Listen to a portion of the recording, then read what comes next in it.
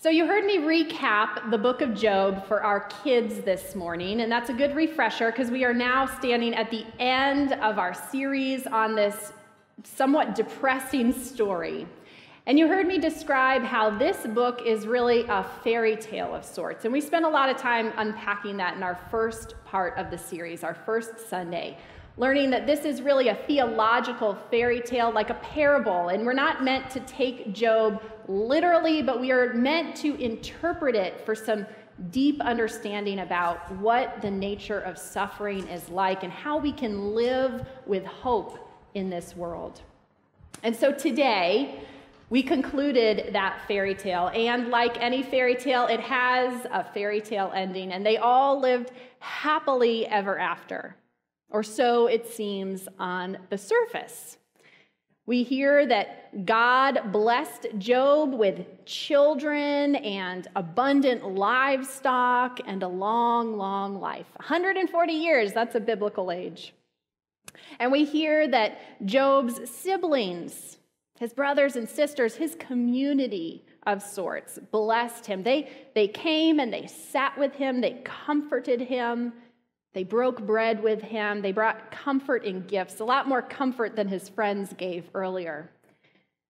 But the last lines that Job himself speaks are actually fairly subdued. He says simply that while before he had only heard God with his ear, he says, "Now my eyes see you," or "Now my eye sees you." And this makes him despise himself and sit in dust and ashes. Not so happy ever after, perhaps. I was recently rewatching the Harry Potter series of movies. I was sick, and so it was my, couch potato marathon to go through the Harry Potter series, and I hadn't watched these in a very long time. But one of the scenes really stuck out to me, and this came later in the series.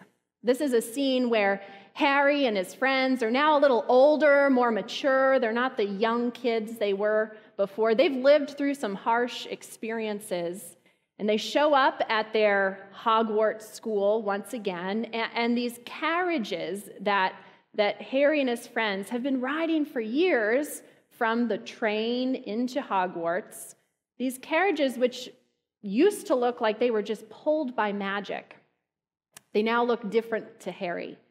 And he sees, for the very first time, his eyes see that these carriages are being pulled by these sort of gruesome, but very gentle, winged creatures. And he learns that they are called Thestrals. And there with him is this kind of wacky young witch with him named Luna. And she tells him that the reason that only she and Harry can see these Thestrals is because they have seen death. And that this is a creature that is only visible to those who have seen death. Now that sort of metaphor of sorts really spoke to me. That there are some things in this world that you can only see if you have experienced suffering. I think that there is some truth to that. That having lived through great tragedies, something about your vision changes. Something about the way that you live changes.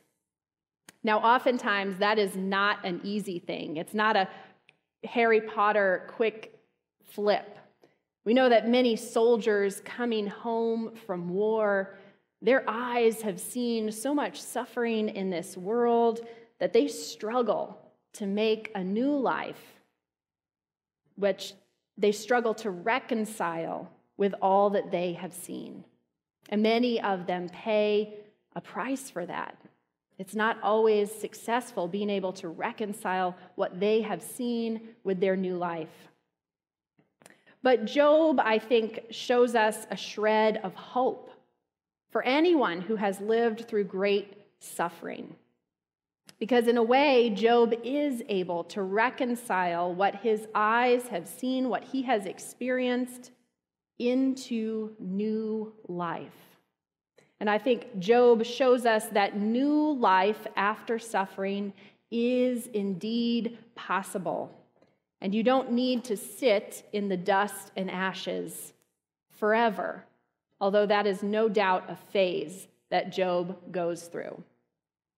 Now, one of the interesting and notable moments of this ending to the story is when the story tells us that Job had 7 sons, but then basically ignores them at that. Never mentions their names or anything, but then says that he has 3 daughters. And then the story names those daughters. Now, the name meaning of those daughters is this. The first daughter, her name, Jemima, it means something like daylight or light. The second daughter, she's named after a rich and fragrant spice, something that was valuable and precious, something that was beautiful and just effervescent, something that was made life enjoyable, a rich aromatic spice. And the third daughter is named after, this one's a little hard to understand in our modern context. She's named after beautiful ornamental eye kohl. We could call that like mascara today, but I think that in those days it carried a much more important significance than our own mascara. But it basically, she's named after making this thing, this precious thing in the world that makes one more beautiful. And we're hearing that Job, his daughters were incredibly beautiful. Now then Job does something very unusual. And he gives his 3 daughters, whom he named for these just beautiful, precious, spice of life type things, he gives his daughters an inheritance. And that would have been incredibly unusual in those days. Only sons would inherit, and the story tells us that he gives his daughters an inheritance. Now, I think that he does this in a way to show that he doesn't want to take any of his children for granted, that he values the preciousness of each and every one of them, including his daughters. And it's extremely unlikely that the old Job, the one who was existing before his suffering, it's extremely unlikely that he would have done that previously. Like all parents who have lost children and lived through the unimaginable, I'm sure that not a day went by that Job did not think about and grieve in some way the children that he lost. And it changed him and changed the way he loved and parented after that. So there is life after suffering for Job and for all of us, but it is always a new life, a different one than the one we might have been living before, a life lived with new eyes. The reason that I wanted to do this series is the reason I've been doing a lot of preaching and teaching around suffering, around resilience, around all kinds of things, and that's because we have been living through some hard times as a people. We have been getting through this pandemic. Many, many, many people have died. Many of us know friends and loved ones who have died. And even if we don't, we've been living through isolation, through depression. We've lost jobs or a sense of security. And we've seen enormous division, injustice, and unrest in our world. And on top of that, many of us have suffered even more. We've buried loved ones this year. We've battled cancer this year. We've stayed up all night worried about our kids. Are they suffering with anxiety or depression? How are they going to be educated? What's their life going to be? How has this pandemic impacted them? All of this, stress, fear, anxiety, all of this we have been working through this year. And as we emerge from this pandemic, I don't think any of us are the same.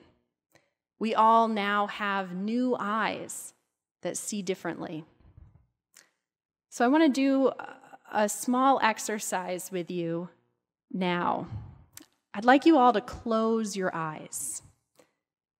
Take a minute and close your eyes. And just think about yourself. What have your eyes seen this year? You can share that out loud or just share that to yourself silently. Eyes closed. What have we seen this year? What suffering?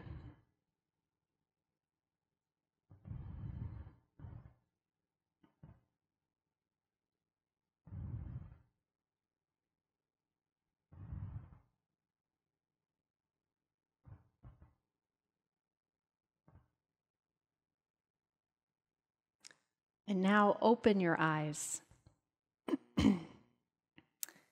Open your eyes, recognizing that we see today with different eyes than the ones we had before all of this began. We see things differently.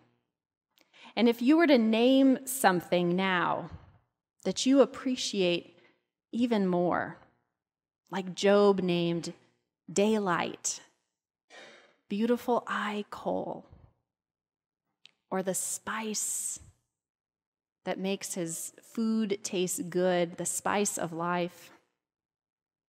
What is something now that gives your life richness, or even the smallest amount of joy that you now appreciate even more? And I invite, if you're able to share that, just to call that out. So take a minute and think about what you now see, what beauty is around you.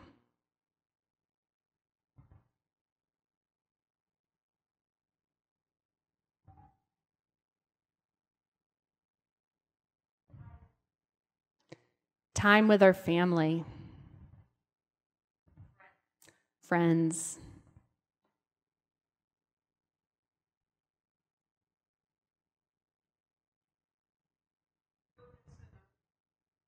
The goodness in other people.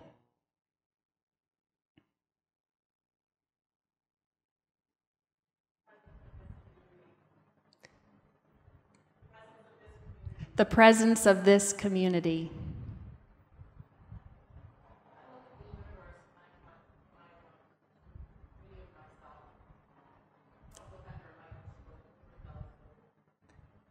The vastness of the universe.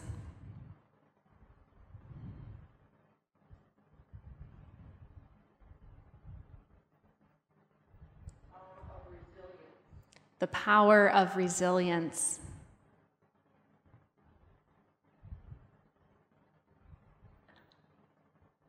My list is sunrise, ocean breezes, warm fires, and fresh dew on the lawn, the smell of it. Autumns. Well, friends, we might not name our children those things, but they are no less our own new visions of hope for our lives. I pray that you go from this series and from this worship service today ready to see this world for all the beauty that is in it with even deeper appreciation. This is the way that Job was able to live. And while, like Job, we all carry a piece of bittersweet heartache, never erases the hardships that we've endured, the losses and the people we have missed. We appreciate sometimes even the smallest things in this world even more. Amen.